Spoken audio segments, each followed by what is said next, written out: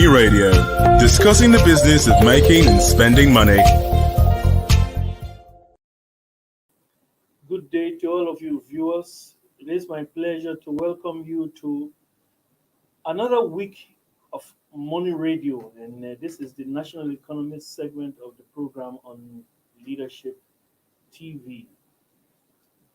We are discussing a topic today that says how Nigeria loses 1.08 trillion annually to multiple documents at ports.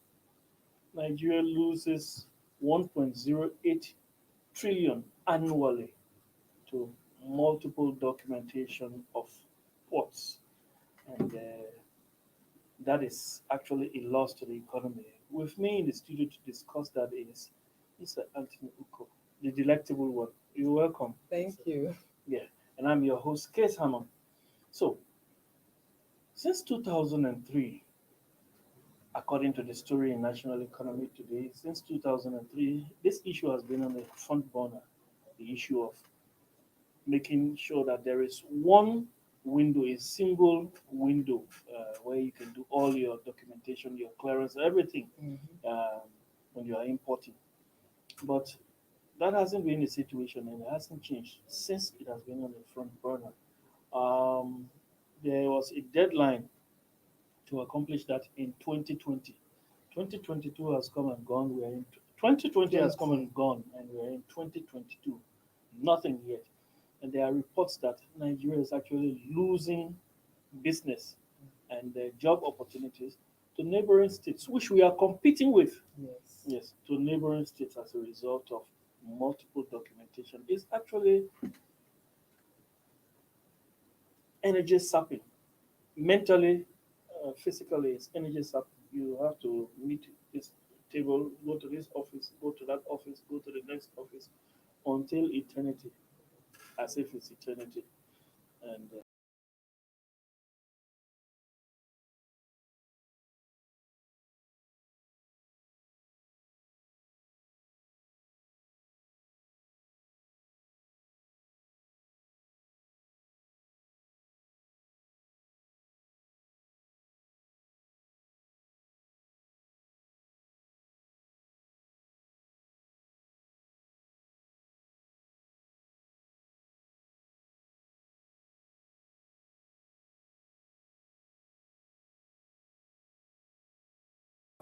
Our own window. And more so when you look at it from the point of the benefit accruing in terms of enhancing trade facilitation.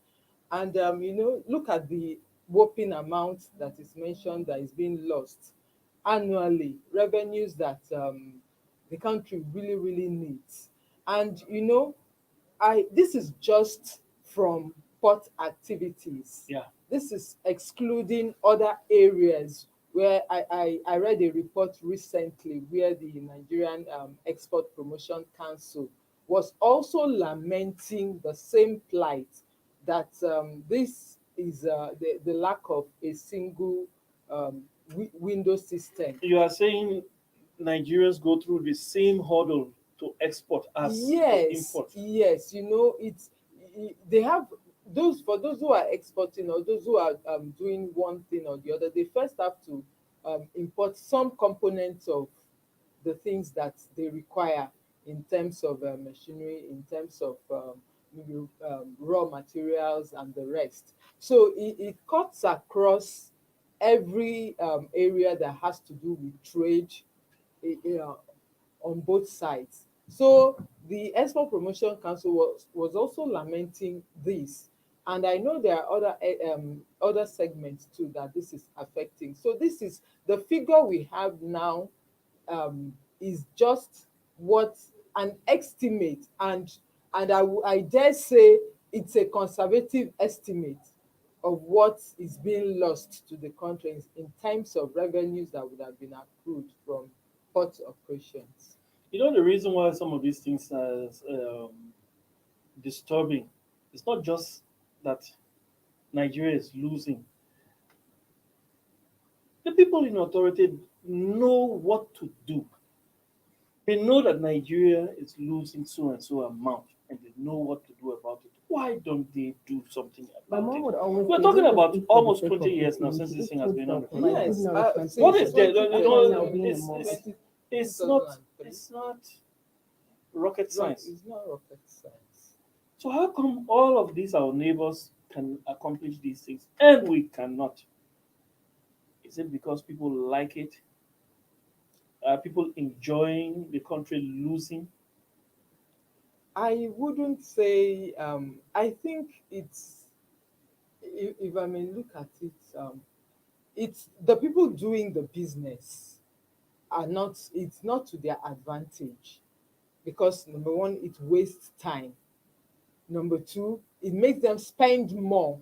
Yeah, spending more on who? Maybe Or that's where the people. they spend more in time in but before they go through all this process of documentation, it would have taken them much longer to clear their goods, and then they will be paying on demurrage. Demolish. So is there So is there vested interest in this thing for which people? It's like the authorities seem to be liking the fact that people are paying more.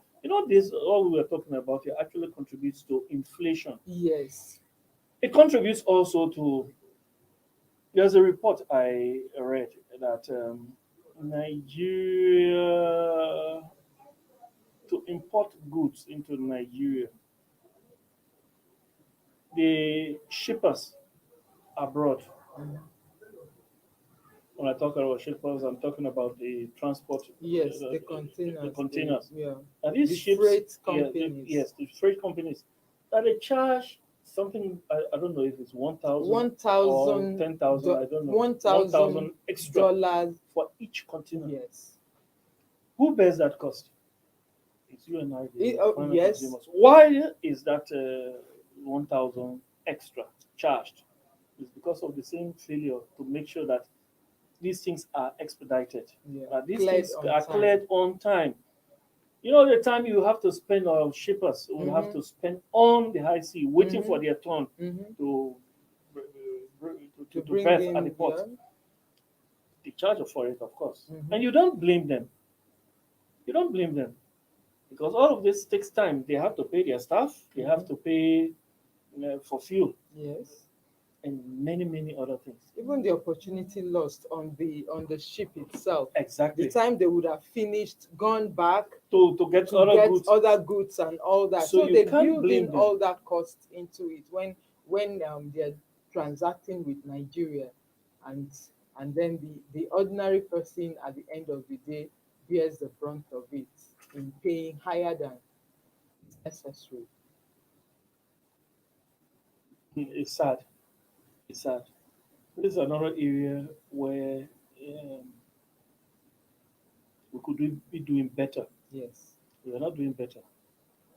We're talking about 10, no, not 10 years, 20, no, This is 19 19 years now, 19 years. Yeah, and if I recall very well, when the Minister of Transportation, um, Rotimi Amici, took over in 2019, that was, in fact, the promise.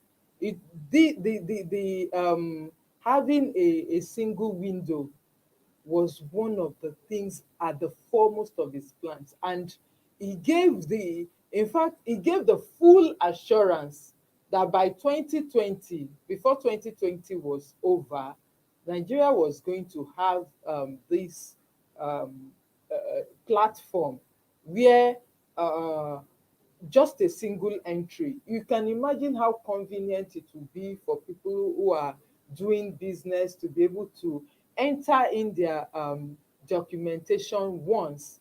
And then if there are multiple um, importers, business people, as the case may be, they don't have to be doing the same documentation, the same entries, going through the same processes all over for manually each time they have to. You can imagine the kind of time this will save, the kind of money this will save, and then it will also ensure that the resources that go through many of these officials getting it into their own coffers, into their own pockets, actually is being generated directly into government coffers, because this is where this loss is coming from. These monies are actually being collected from the importers, from the businesses who do business, those who transact business at the port, but it's not getting into the coffers of government, because it's not being it's collected Yes, but by it's hand. it's not captured in the It's not system. captured in the system, but these monies are being collected. So that must be vested interest. Of Like you said, course, there of must be course. vested interest. I hope the minister is not going to blame this on COVID-19 also, because COVID-19 has nothing to do with this national single window. I don't think so. For which we did not meet that 2020 deadline. I don't think it has to do anything with, it has to do with COVID-19. I've not seen the minister make any comment on this in recent Oh times, so yes, I there was wouldn't. the promise that this would be accomplished by 2020. Yes, I'm saying that 2020 passed, Yes, 2021 past passed, and this is 2022. 2022. Though I've not heard that the minister has given reasons or explained Mhm. why this uh, seemingly not very difficult Task. task I mean, has not been accomplished. So I think it's a good thing that the operators are bringing it back on the front burner now, as it's being talked about. Um, we want to believe that it will get to the ears of the minister. this thing has been talked about at high level. I can assure you, the presidency is involved. Vice President Yemi Oshibajo recently made a comment about it. And there are promises that from the Vice President that this thing will come on board soon. Uh, the Minister of Finance, the Honorable Minister of Finance, there have been comments. So government at high level is involved, and we are interested in knowing why Nigeria still faces this kind of problem. Um, but from your perspective, what can be done, at least in the short term, to assuage this problem? Yeah, before I go into saying what can be done, I want to point something out here that struck me, occurred to me recently, that all this while Nigeria is still so much heavily under the impression that we depend on oil for our resources, for our revenues, much of it. But if we want to go by the trend of what we are seeing with NNPC not remitting so much to FAC Yes. month on month in recent um, times, we will see that it means that the much of the revenues that government is expending recently Mm-hmm. has been from taxes, Yes. from VAT, Yes. and from the collection of duties, Yes. which all these the transaction from the port is an integral Part of it. part of. Yeah. So if the government is not taking this seriously and doing things to plug such leakages, whereby huge revenues such as what we have on record, an estimated 1.08 trillion is being lost annually Yeah. from the port alone, then it means that the government will be losing so much revenue. Yes. And while oil, the issues surrounding why oil is not making so much is still the issues are still there. Yeah. Government This. will need to firm up other areas Yes. of revenue. You make a very fine point there. This issue of oil is actually over. It's an overestimation. Yes. Uh, Oil is not. I was tempted just now to mention something else that is going on in the world, where it's been overhyped. Yes. Yes. Um, really, oil contributes just between 7 to 9% of Nigeria's GDP. GDP. Agriculture is around 22 to 24. There, trade much more. Much more. So Services. just like you are saying, services. In fact, services Yes, have gone much more. close to 47% Yes. of the country's GDP. So we see here that some of these services are actually tied to the port activities also, you understand. So we see here that paying lip service to this issue that we are discussing is actually hurting the economy. Yes. So that is a fine point you made there, that look, this over dependence on oil is not. We are getting the wrong picture. Yes. The right picture is those activities we do here and there. Those are those things that we do every day. They are the ones that are actually bringing in the revenue. Yeah. So the federal government needs to firm up and stop making this thing lip service. Yeah. People are not interested any longer in those kind of things. We need action. So, you have anything else to say before? Yeah, and then concerning this single window, it is to my understanding, I understand that the private sector can actually operate it. Exactly. So and remit and to the federal government and all remit of their to the duties and yes, their and remit to the federal government. So you know that is means working it with is not, a private sector driven. Is that not the same modality with this remitter? yes, with remitter, and we are seeing that is working with the single treasury account, but the major backbone of that single treasury account is the remitter, Yeah. where payments are made from.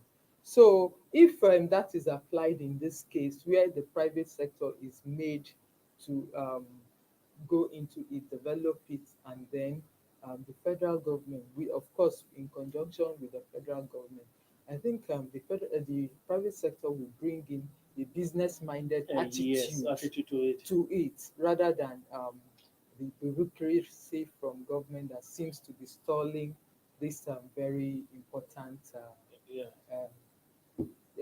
development that should aid the country's quest for revenues. Yes. And in the end, reducing the debt. debt, They need to borrow so much to fund our. We know where to get money from. Let's get money from where the money should be gotten from.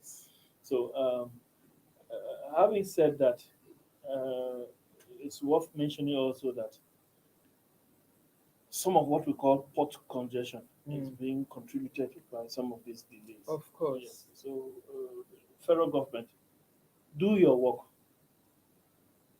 It's been nice having you this afternoon on Money Radio. I hope your weekend was good.